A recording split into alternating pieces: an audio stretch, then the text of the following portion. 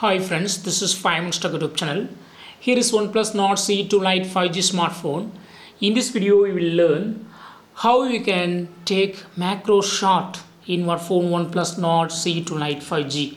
First, open camera in your phone here and set the camera mode to macro. So go to more button here and go to macro and take a picture.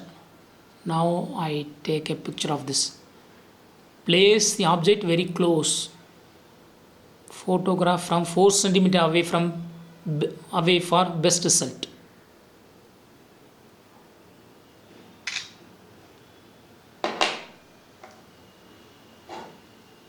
And another one I take. And open the picture that you took and see the photo. Small details are showing big. So in this way, you can easily take macro shot in your phone OnePlus Nord CE2 Lite 5G. That's all friends. Thanks for watching. Bye.